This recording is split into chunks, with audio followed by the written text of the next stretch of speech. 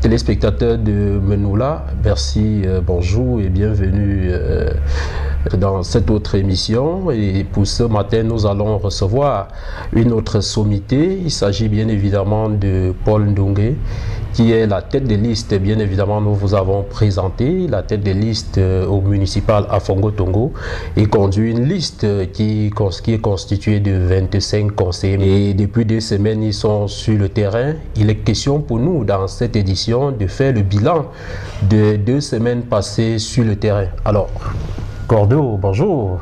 Bonjour mon cher. Rendu donc à la fin de la campagne électorale pour les municipales 2020, l'heure au bilan, comment s'est déroulée cette conquête de vos potentiels électeurs? Alors mon cher Simao, avant de passer au bilan, je voudrais tout d'abord tirer un coup de chapeau à tous les acteurs de cette fantastique épopée que la campagne électorale commence depuis 2 semaines.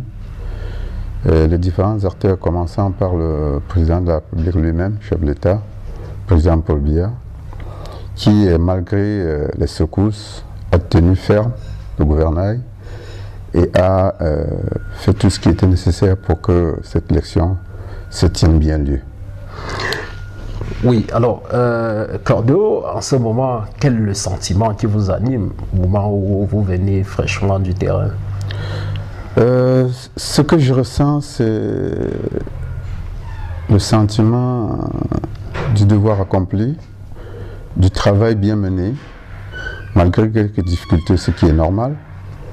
Mais à la veille de cette journée mémorable pour l'arrondissement de Fongo-Tongo, qui est constitué de 2 groupements, Fongo-Tongo et Fosso-Elele, que pour une fois, les choses se passeront normalement. La campagne a été sereine, tranquille, paisible et même joyeuse, si je peux dire.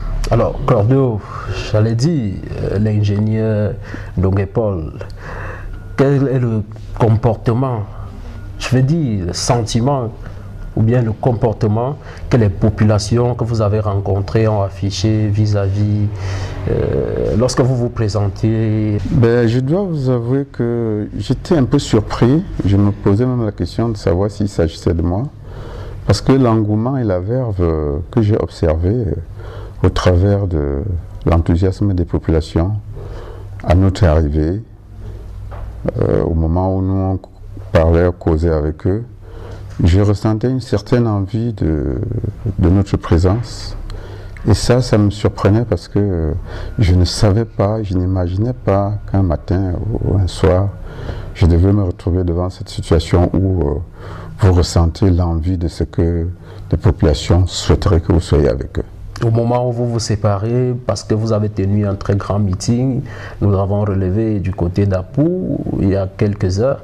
Au moment où vous vous séparez avec ces populations, quel est le message, j'allais dire le dernier message que vous avez adressé aux populations de Fongo-Tongo? Oui, je leur ai dit, j'ai accepté d'être avec eux et je suis quelqu'un, si j'accepte, ça veut dire que j'ai pris l'engagement. Et en tant qu'ingénieur, dire c'est bien, imaginer c'est correct, mais faire c'est mieux.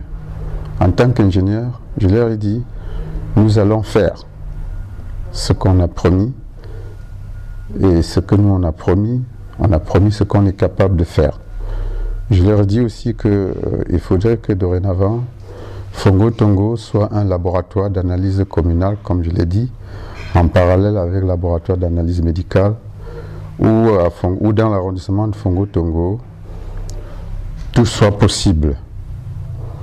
Qu'on refasse de l'agriculture, comme l'avait dit le chef de l'État en son temps, et comme il le redit, qu'on refasse de l'agriculture la cheville ouvrière de notre vie commune, qu'on refasse de l'élevage la cheville ouvrière de notre vivre ensemble, et qu'on fasse de la construction et de l'aménagement de notre circonscription urbaine un mode sur lequel l'ensemble des mairies du département de la Maine-Noire pourront s'inspirer. Ah, merci, et je crois qu'on doit sortir par là.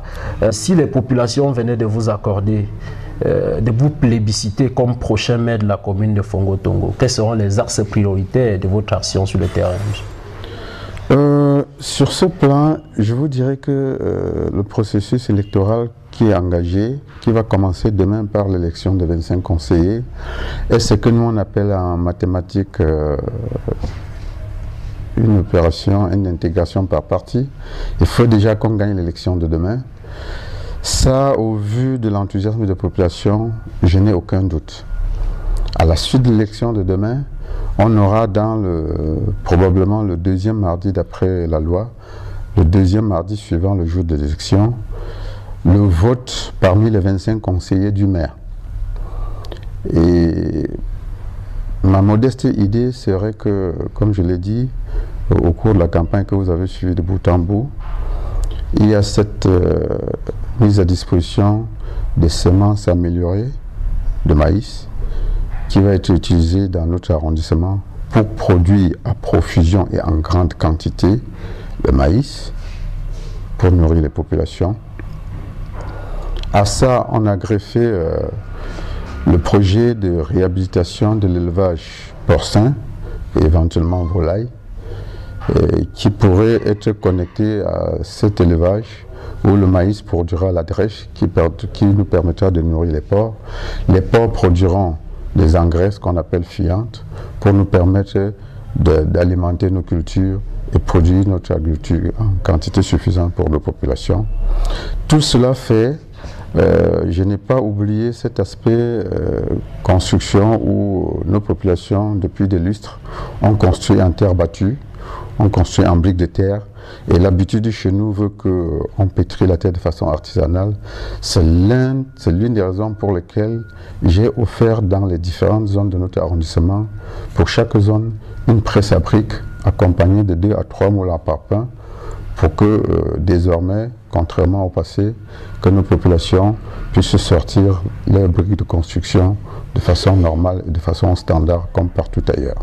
Il nous reste quelques heures pour boucler la campagne électorale, mais j'aimerais que vous regardiez notre caméra, vous dites une ou deux choses aux populations de Fongo-Tongo en votre langue maternelle.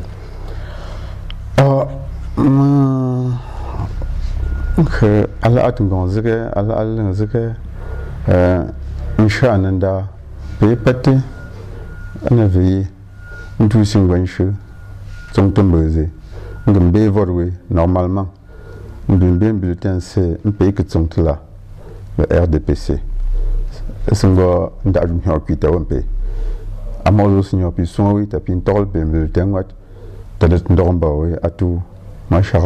merci beaucoup. C'était l'invité dans Menoula.